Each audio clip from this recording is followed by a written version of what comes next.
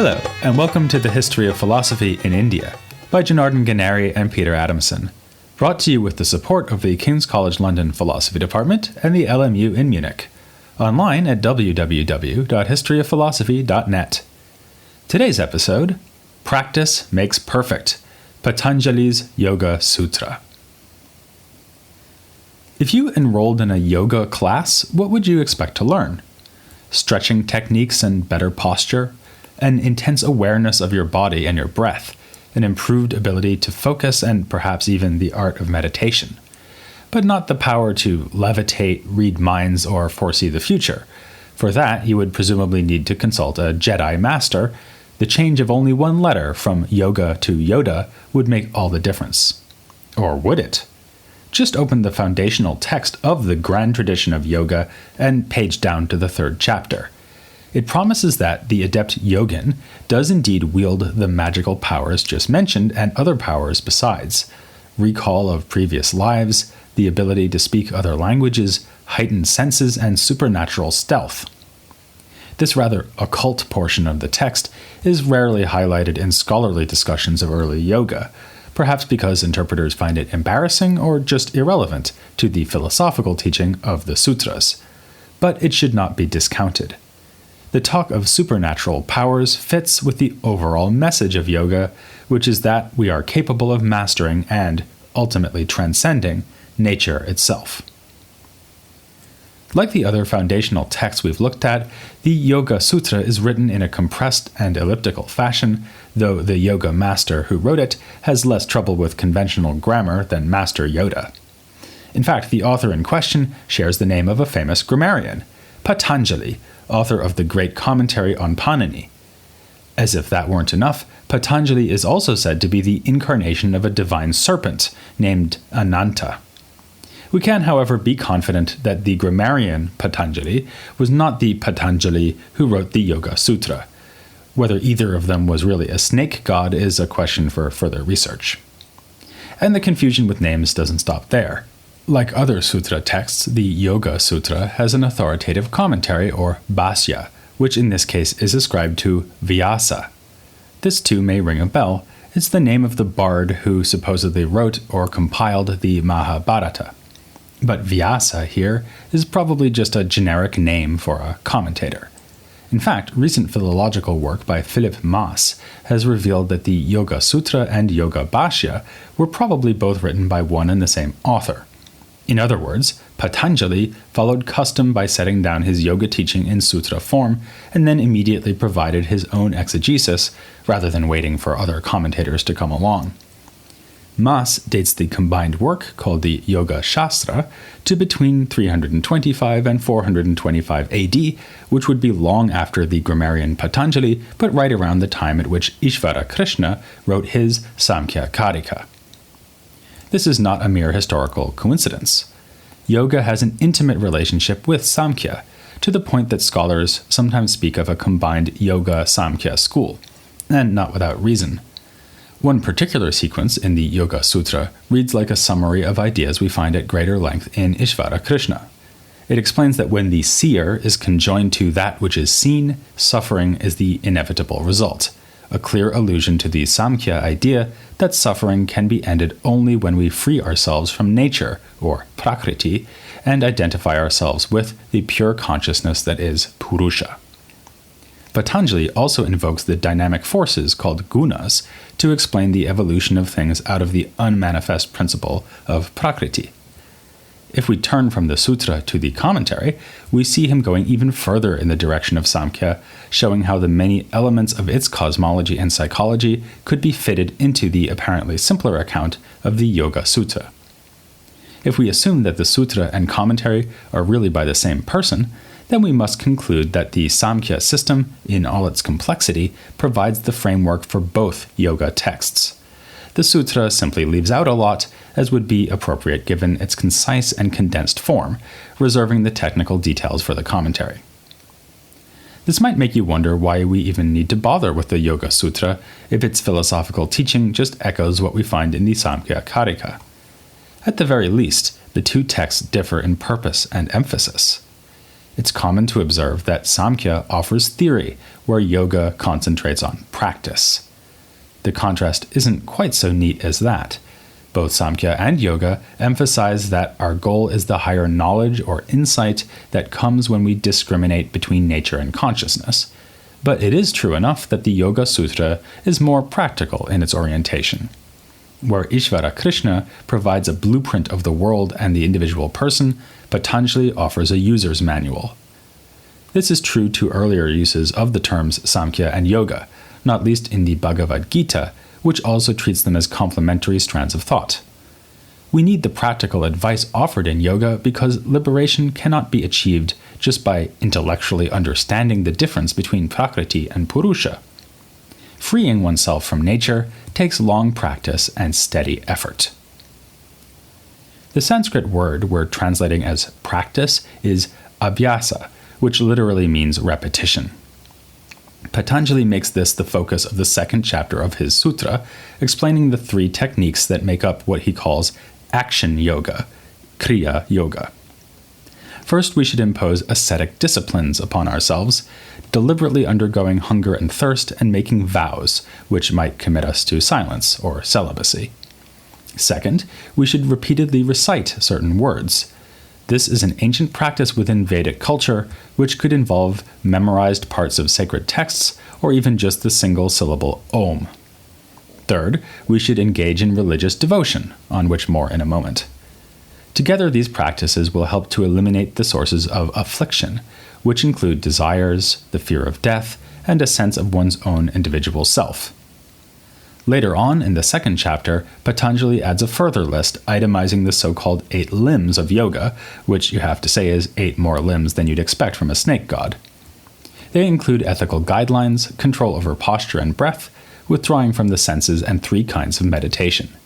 This is the part of the text that corresponds to the ideas we most readily associate with yoga nowadays. The central insight of this second chapter is a rather ironic one. In keeping with Sāṃkhya theory, we are seeking to wean ourselves away from mental and physical engagement, since it binds us to the world of nature. But we can only desist from such action by undertaking other actions. Hence the term action yoga. Through discipline and lengthy practice of both mind and body, we can teach the mind and body to be still, to avoid the tumult of fluctuations that arise as Prakriti is transformed by the gunas. It's important to emphasize that the stillness being sought here is indeed mental, not only physical. In place of Sāṃkhya's rather complicated analysis of the human mind as consisting of several powers which together form the so-called interior organ, Patanjali speaks of one simple mental faculty, the citta. And he goes so far as to define yoga as the cessation of activity within this mind. Again, the Yoga-Sutra is perhaps taking a simpler approach than we find in the Sāṃkhya Karika, but the texts are in basic agreement. On another point, though, many scholars have seen a strong contrast. We mentioned just now that the third practice recommended by Patanjali is devotion. Devotion to whom? The answer already comes in the first chapter of the Yoga-Sutra, where Patanjali introduces the concept of Ishvara, in other words, God. He recommends that, instead of allowing ourselves to focus on or contemplate the self, we should instead pursue focus and contemplation of God. We saw no such theistic component in the Sāṃkhya Karika. Despite his name, Ishvara Krishna had nothing to say about a deity called Ishvara. Some interpreters have seen this as a fundamental divergence between Sāṃkhya and yoga. But remember that Sāṃkhya does speak of a divine realm, which suggests that it is at the very least open to the existence of divinities. A divine being could simply be a particularly pure version of consciousness, relatively untouched by the turbulence of the natural world. This is, in fact, exactly what we find in the Yoga-Sutra. It says that Ishvara is a special sort of Purusha who is always liberated from the suffering that comes from attachment to nature. Why, though, is it so hard for us to live like God? What prevents someone from reading the Sāṃkhya Karika, realizing that this Ishvara Krishna fellow knows what he's talking about, and just deciding on the spot to be liberated by identifying with Purusha? An intellectualist answer might be that it is one thing to understand the teaching and another to be sincerely convinced by it. But this is not Patanjali's way of seeing things. Instead, he believes that our bondage to Prakriti is perpetuated by powerful habits, which must be gradually subdued. Take my desire for almond croissants. It's all very well for me to realize that so long as I keep wanting to have them, I will have to perform certain activities, enjoying a croissant as I eat it, immediately thereafter starting to wonder when I might get to eat another, worrying that the bakery may be closed next time I'm in the mood for one, and so on. Even if I am convinced that this is going to bring me more suffering than pleasure, that will not just make my affection for almond croissants disappear. My desire is a deep-seated habit or disposition, so I cannot just decide to abandon it. I have to train myself not to want croissants. The training prescribed by Patanjali for this purpose is, of course, the threefold regimen of action yoga. Thus far, we may seem to be dealing with a fairly commonsensical idea about the difficulties of rehabilitation. But Patanjali puts a distinctively ancient Indian twist on the process by describing it in terms of the theory of karma. He says that our actions build up so-called karmic deposits, which will bring fruits either in this or the next life. One implication is that each of us was born already burdened with karma from actions in previous lives. All this is more or less familiar from earlier theories of karma, but there's a puzzle lurking. If action causes karma, and karma prevents liberation, why does Patanjali recommend further actions as a means for achieving liberation? This sounds like the sort of fight fire with fire strategy that just leads to a larger conflagration. Well, perhaps it isn't actually the action as such that causes karma to build up. Rather, it is the immediate fruits of the action we perform. When I eat an almond croissant, it's not the eating as such, but the resulting pleasure that makes me want to have more croissants in the future. The solution then would be to train myself to disengage from the results of my actions. Tailor-made for this purpose are the ascetic practices recommended in the Yoga-Sutra, which obviously involve actions that are not intended to yield enjoyable results. Recitation and devotion would also be activities that direct my attention to something other than my own urges and anxieties.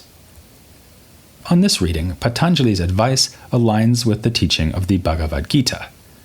The path to liberation is not complete withdrawal from action of the sort recommended by the Ajivakas, the ones who resorted to the radical strategy of standing still until they starved to death. Instead, we should seek detachment from the fruits of action. If this is right, then the practitioner of yoga would still gradually disengage from the fluctuations of mental life through long and patient practice, but that might not mean disengaging from practical life entirely. Which brings us back to the relationship between yoga and Sāṃkhya. We described Sāṃkhya as a fundamentally dualist theory, which offers us a choice: either engage with the phenomenal world that evolved from Prakriti, or identify yourself with the pure consciousness that is Purusha. And at first, yoga seemed to be equally dualist. But what if there were a way to remain mentally aloof from the world of action, even while continuing to live fully within that world? In that case, the purpose of yoga would not be to help us escape from nature, but to live with it in a way that involves no suffering for oneself or others.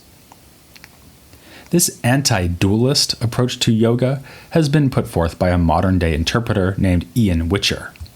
He points out that even in Sāṃkhya, we hear only good things about one of the three gunas that govern cosmic evolution and mental life.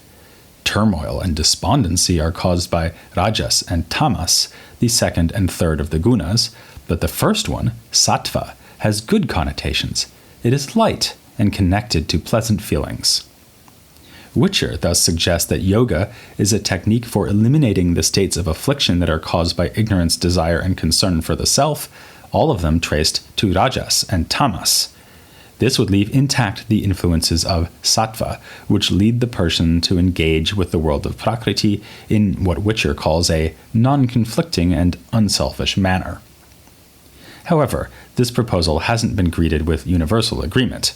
Some other scholars think that the purpose of yoga is to eliminate all mental activity, even apparently beneficial activity. After all, doesn't Patanjali even define yoga as cessation from all such activity? The debate turns in part on what Patanjali means when he speaks of cessation, or in Sanskrit, nirodha. For Witcher, this does not actually mean eliminating or restraining the activity of the mind and body.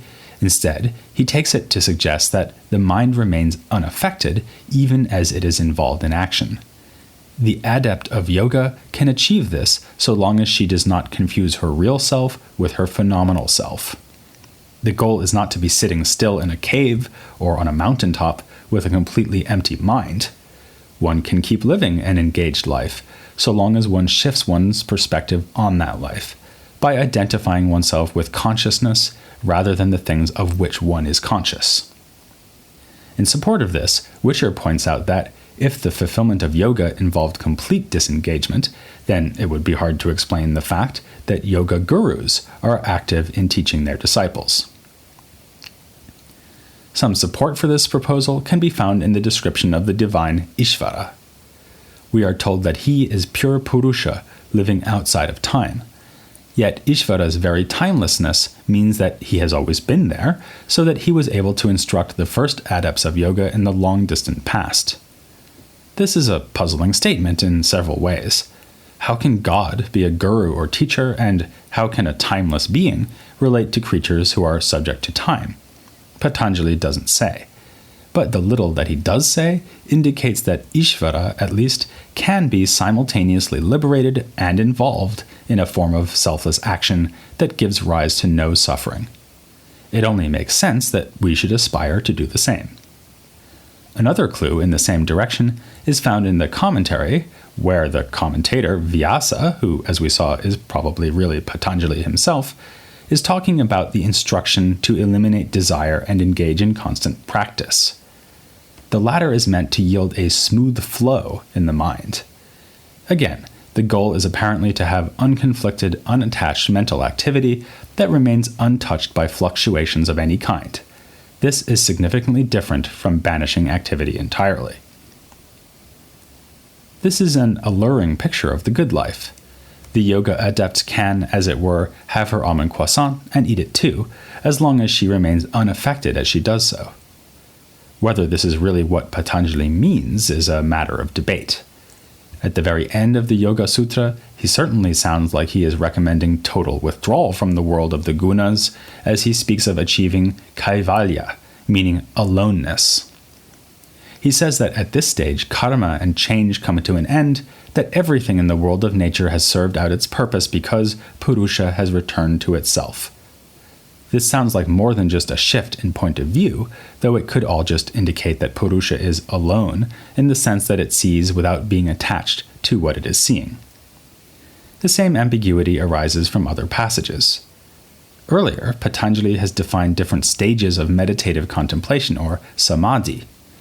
As we make progress, we may take part in a kind of contemplation that still involves some kind of knowledge, but ultimately what we want is a pure contemplative state that has no object. All karmic burdens have been eliminated and the mind is at peace. Is this because nothing is happening, or because the adept's mind is not changed by what is happening?